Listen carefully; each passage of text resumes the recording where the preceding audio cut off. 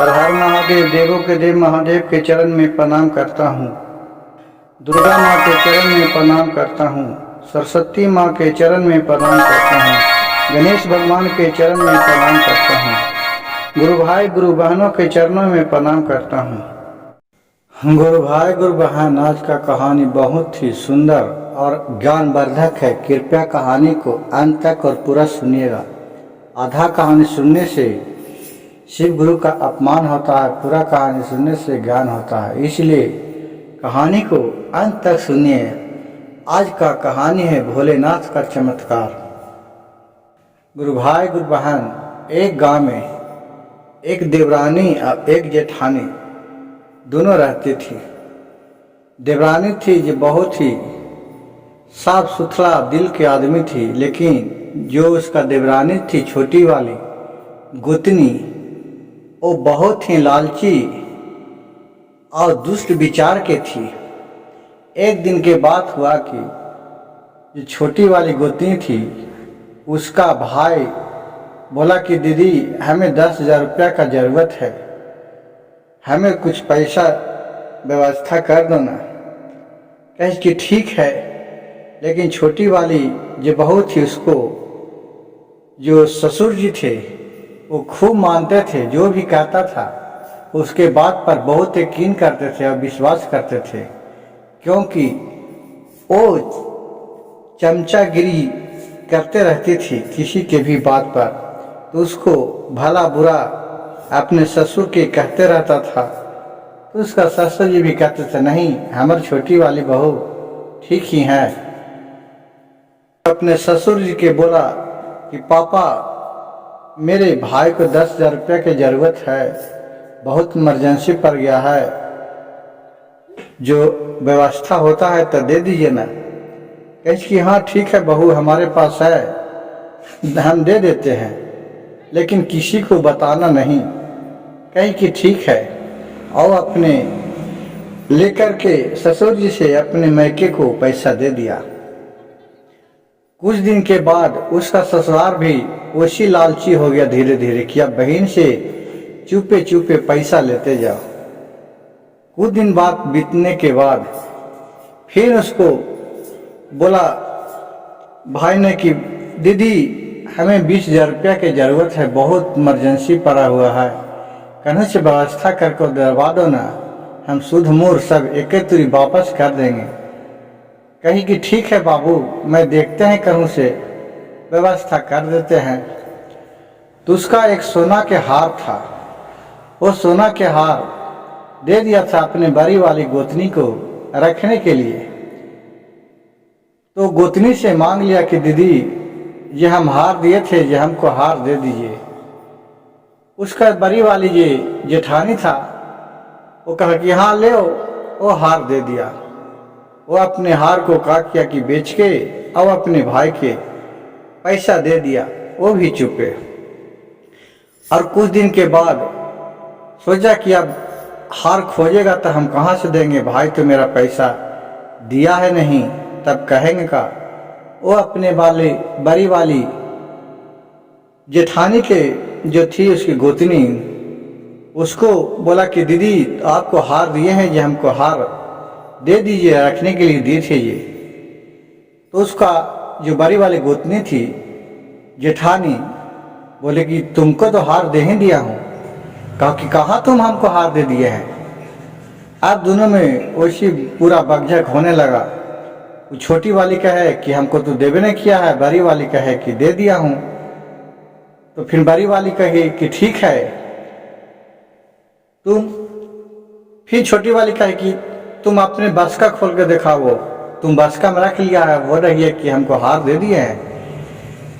गुरु भाई गुरु बहन, देखिए छलिया कैसा होता है ये। फिर बड़ी वाली साफ दिल की आदमी थी, वो तो रखबे नहीं की थी हार, तो अपना बस का खोल के और दिखा दिया।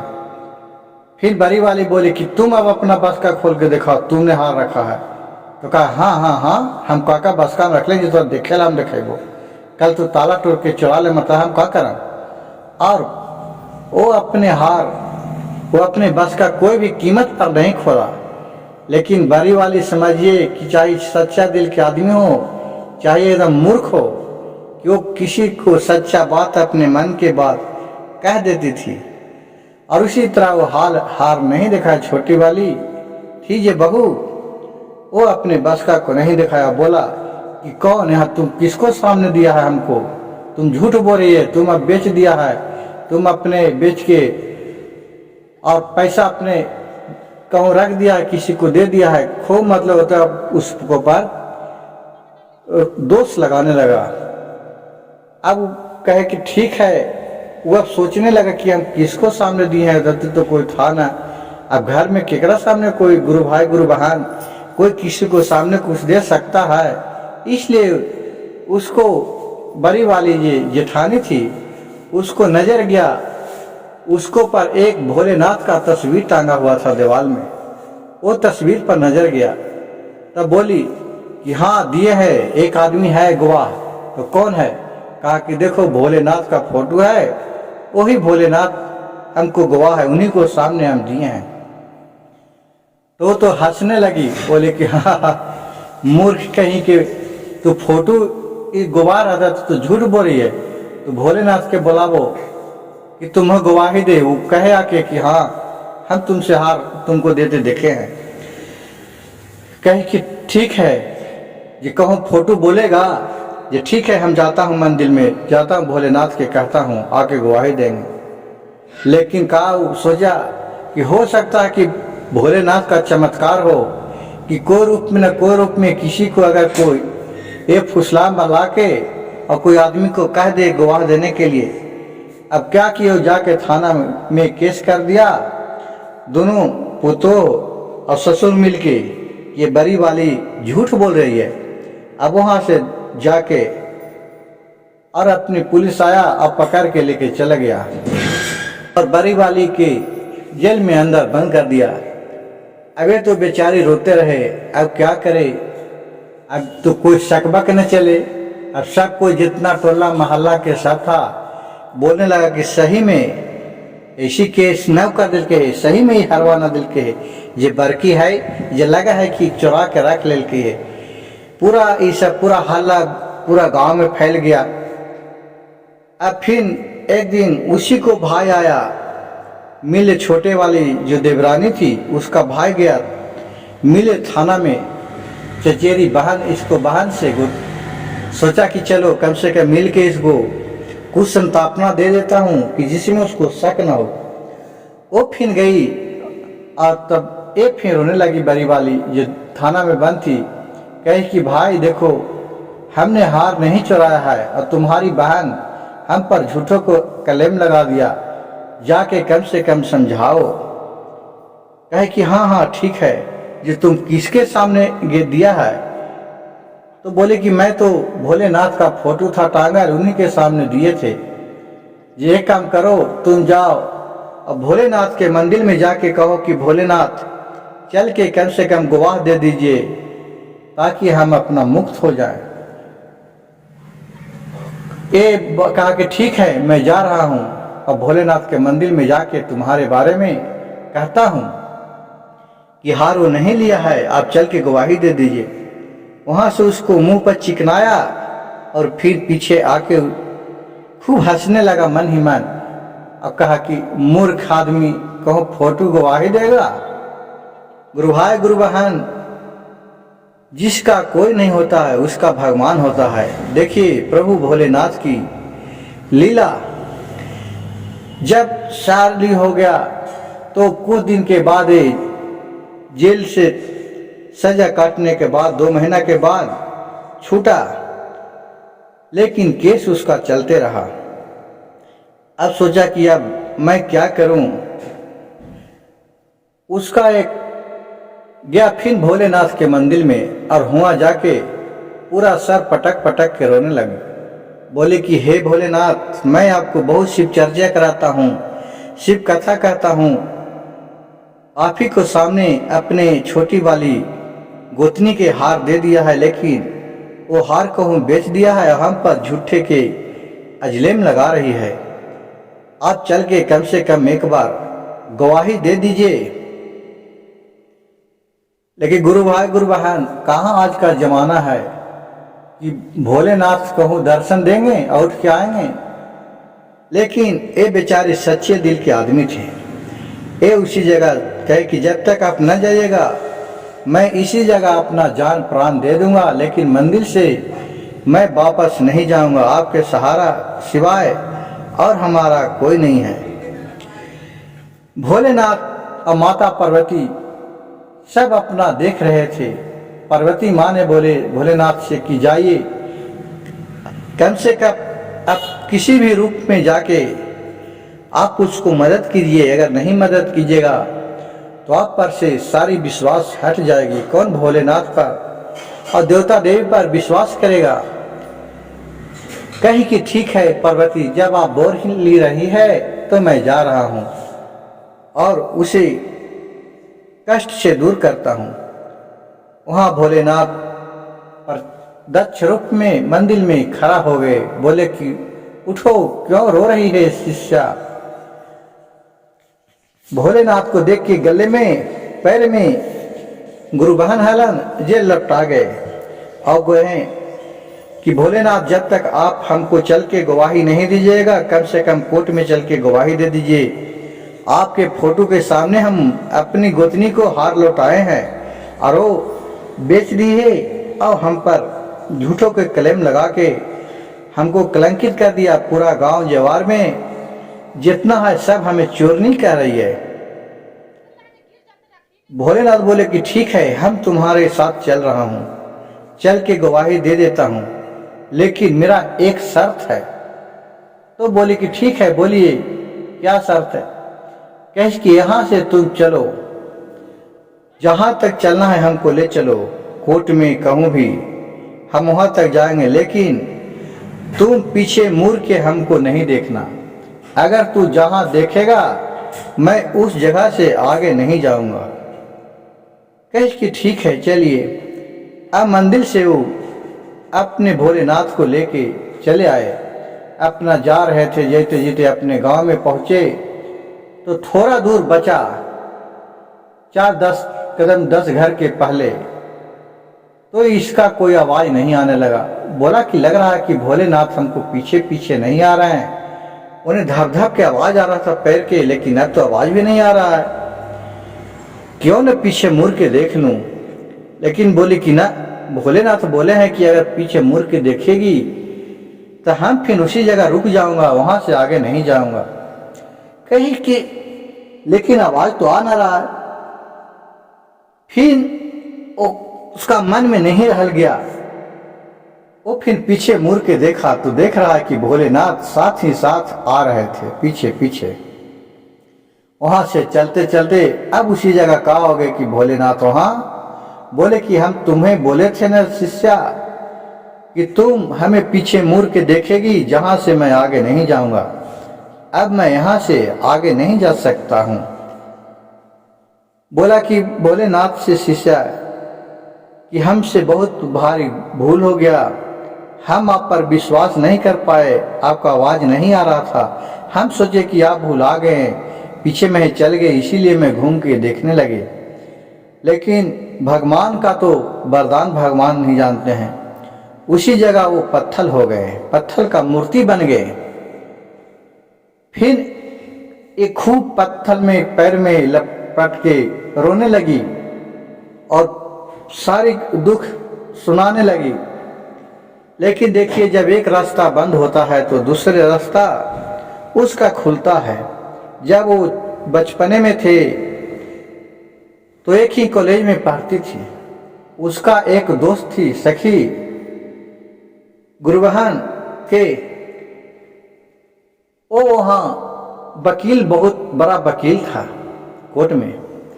उसको पर इसका ध्यान दिया कि अच्छा, एक मेरा जो सखी है वो वकील है, मैं चलते हैं उसी के मदद के पास। कही कि ठीक है। वो अपने वकील के पास गई।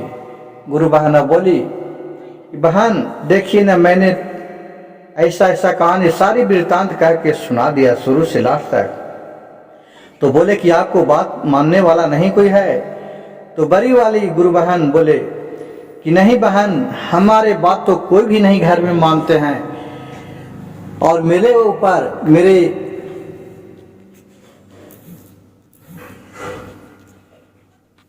मेरे जो ससुर हैं उनको भी बोलते हैं तो हमारे ऊपर चिल्लाए लगते हैं और हम ही को चोरनी उर्नी कह के चिल्लाने लगते हैं। अब तो हम किसके पास जाऊं?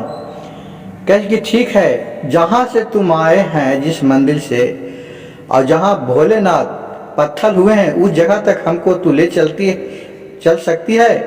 बोले कि हाँ, ले चल सकते हैं। तो वो वकील को लाके वो अपने दिखाया जहां पर भोलेनाथ पत्थर हुए थे। कहे कि ठीक है, अब चलो मैं तुम्हारे केस लड़ूंगी। फिर वो अपने कहा कि जो गोतनी है उसके पास तू ले चलो। उसके पास वो ले गया। कहा कि तुम्हारे हार ये दे दिया है तो तुम इस पर झूठो कोई क्यों चोरनी का क्लेम लगाए हैं? तुम अपना केस वापस ले लो, नहीं तो मैं भोलेनाथ तुमको छोड़ेंगे नहीं, बहुत बुरा भुगतना पड़ेगा, इसका परिणाम बहुत बुरा होगा। ये हंसने लगी और बोलने लगी, कहो पत्थर का मूर्ति है जो आ सकता है? कहा कि नहीं यकीन है तो तुम चल के अब हमारे साथ देख लो।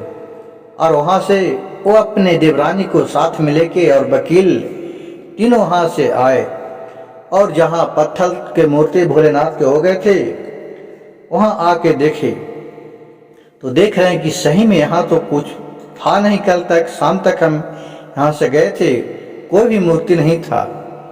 वकील ने बोला ये गवाही एक तरह से आपको दे चुके हैं भोलेनाथ, वहां से यहाँ तक आपको चलाए हैं, ये आपको प्रूफ हो गया है कि आपको साथ में आ रहे थे। वहां जाके फिर देखा तो इसको तो देख के पसीना पसीना चलने लगा। कहा कि ये तो इतना सच्चा दिल के आदमी है कि इसका एक पत्थर भी बात मानता है और हम किस झूठे माया जाल में फंस गया हूं। फिर वकील ने बोला कि तुम सच्चे बोलो, तुम को दिया है कि नहीं दिया है? बोला कि हाँ, मेरा जेवर लौटा दिया था, लेकिन मैं क्या करूं, मेरे जो भाई का जरूरत था तो मैं एक बार ससुर जी से पैसा लेके 10,000 दिया था, वो नहीं दे पाया और फिर पैसा की जरूरत पड़ा तो फिर 20,000 रुपया का मंगाट था, तो मैंने अपने जेवर बेच के और चुप्पे घर के पैसा उसको दे दिया हूँ। अगर मैं एक बात ससुर जी के बोलते तो ससुर जी तो फिर हमको पैसा देते नहीं, इसीलिए मैं चुपे अपने भाई को पैसा दे दिया हूँ। लेकिन कोई जेवर खोजता तो हम तो चोरनी बन जाते, इसीलिए मैं अपने बड़े जेठानी के ऊपर क्लेम लगा दिए चोरनी का, जिससे मैं साफ साफ निकल जाऊंगा। और मैं ये भी जानता थे कि का फोटो को गवाही देने आएगा, लेकिन ये तो सच्चा दिल के आदमी है। और ये सब सारी बात बोला तो ये जो उसका वकील था अपना मोबाइल में सारी रिकॉर्ड कर लिया और किसी को पता नहीं चला। बोले कि ये बात चल के तुम्हें कोर्ट में बोलने पड़ेगा। कहा कि ठीक है, मैं जाके कोर्ट में बोल दूंगा। और फिर बिहानी वाला कोर्ट खुला तो जाके वो सारी कहानी बता दिया और केस वापस ले लिया। बोला कि हमें मिल गया है जो जेवर के इसका ऊपर क्लेम था, मैं अपने बस का में रख दिया था, हमें ध्यान नहीं था, इसलिए मैं केस अपना वापस लेता हूं।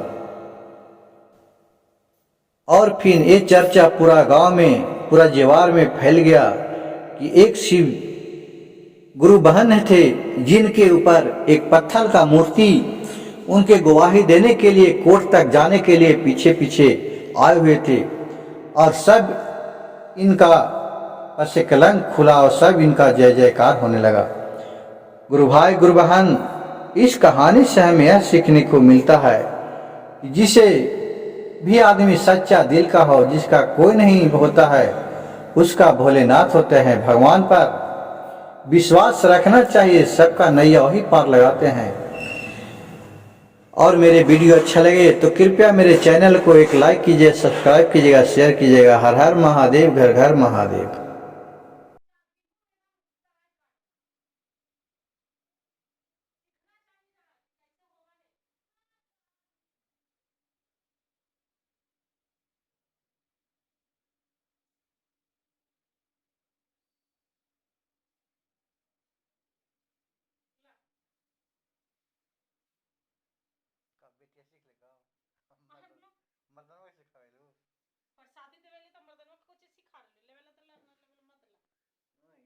सांझे न चल करको खाली पछू पछी के सब व्रत करती है, करेगी सोमवार सोमवार होता है। मैं इन्हें करूंगी पकड़ा है जी कैसे कोची पंच